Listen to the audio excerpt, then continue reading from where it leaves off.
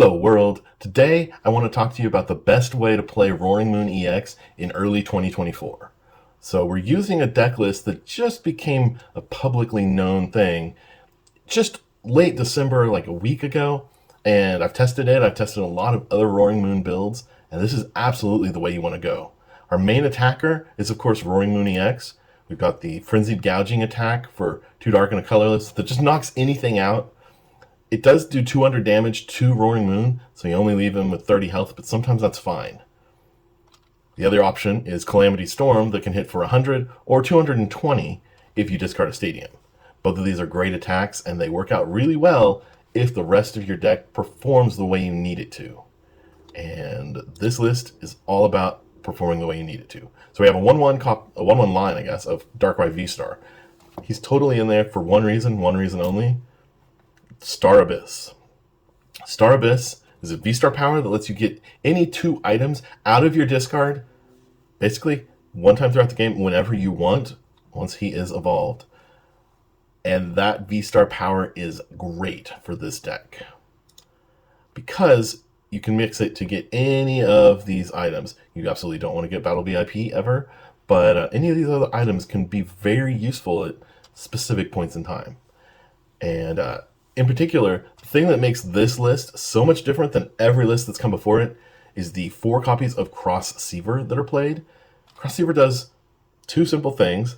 You have to play 2 of them at a time, the same way you have to do CrossSwitchers. But when you play 2, you can either get a Pokemon back directly into your hand, or you can get a supporter back directly into your hand. That's a powerful effect, because that means if you've played 1 Professor Sada's Vitality, you have item-based ways of being able to get another Vitality right when you need it, being able to get Boss's Orders or Iono right when you need it. So a lot of times, your supporters will end up in the discard, all of them, and you don't mind that at all because you can get them when you want them with the Crossceivers. Once you've got 2 of those in your discard, V-Star brings them back right when you want them, and it gives you so much flexibility to not have to search for those supporters. You do play 1 copy of Lumineon V to be able to get to them the first time you need them, but honestly, it's a rare occurrence for me to actually use the Lumineon. Much more common is not quite getting there on energy attachment and needing to take a 1 prize knockout on turn 1. And that's where Morpeko comes into play. You use his 2 dark energy attack, which basically means 1 dark patch and 1 manual attachment. Then you hit for 70, and he sends his 2 energies to the bench, and if he doesn't get knocked out, he has to retreat after that. So that can take out most single prizers for evolving basics and like Mew and Manaphy and a lot of the single prize support Pokemon, even Comfies for Lost Zone decks. He takes them out. We have Radiant Greninja in here just for the draw from concealed cards. You discard an energy, and then you draw 2 more cards. Well, this deck really wants energies in the discard, so that works out perfectly.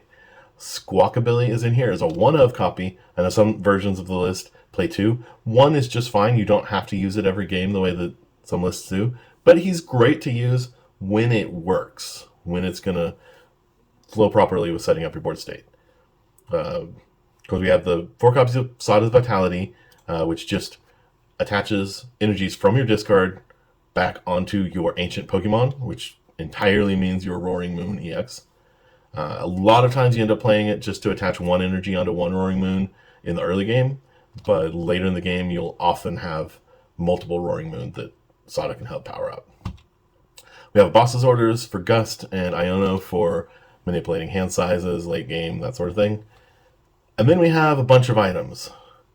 Look at all those items. 4 of so many things, 3 counts of a few. So Battle VIP, Nest Ball, and Ultra Ball are obviously there to get Pokemon out. We have Earthen Vessel to get energy and to discard energy. So a very, very common play is to use Earthen Vessel, discard 1 dark energy, get 2 more, then use Radiant Greninja to discard that 2nd energy and get 2 more cards on top of that. Then you have 2 down in the discard that you can reattach with the combination of Professor Sada and Dark Patch. That's the most common way to get a Roaring Moon attack powered up for turn 1. Is a Sada plus a Dark Patch plus manual attachment through use of Earthen Vessel. We have the Crossceiver, like I said, that can get you any supporting you need. A lot of times, too, you may end up discarding a Pokemon that you're going to need later. This can get you a Luminion to get a supporter that's been left in your deck. It can get you a Darkrai Vstar if you set up the Darkrai but had to discard the Vstar with like a Squawkabilly or something. They can also get you an extra Roaring Moon later in the game to then power up with the Sawdust Vitality that you have in hand. And like I said, using Darkrai's Vstar power to access the Crossceivers can be very useful. CrossSwitcher here, we play 4 copies, so that means we've got access to 2 extra switches on top of the boss's orders from that, where I say extra switches, extra gusts to bring our opponent's Pokemon, the ones that we specifically want to target, right up to the forefront. But with Darkrai's ability, that really means we can do it 3 times on top of the boss's orders. And with Crossceivers, if it's a game that's all about gust, all about trying to get to those Pokemon that our opponent doesn't want us to knock out, well, Crossceiver can get boss's orders back 2 more times, or potentially 3 more times, using the V-Star ability. So there you have, between all of it, we can gust like 5 times, if that's what the name of the game is. You usually don't need that, because often just gusting twice wins you the game after you take a big knockout on their attacker. But you have lots of ways to do it, and discarding copies of your Cross-Switchers, not a big deal when you have Darkrai Vstar to get them back. Trekking Shoes just helps power through the deck, discarding cards you don't need right now, or especially discarding energies. We have a few different switching options on top of the Cross-Switchers to switch, so you don't tend to get stuck that often. And then, of course, we have 4 copies of Pokestop, which serves a couple purposes. One is, again, to help us power through the deck faster.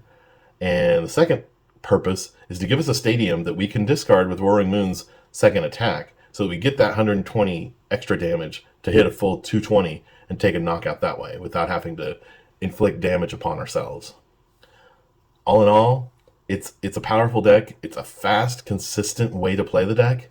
And frankly, I've seen it perform better than any other version of Roaring Moon EX that I've tested, and I've tested almost all of them. You don't bother trying to attack with Radiant Greninja in this build, because you can do so much better with targeting, using more P.E.K.K.A, potentially 3 times if necessary, if you're against a Lost Box deck and you just don't have the right need or reason to be attacking with your big Roaring Moon because they have things set up to mess you up. Well, more P.E.K.K.A is an option that you can use, and then get some gusting in to take out their single prize attackers without putting big Pokemon in harm's way. Now with that, we've covered the deck, and you know what cards you should be playing if you're playing Roaring Moon EX in early 2024. Let's get into some gameplay in the next video so that you can see how to combine these cards together.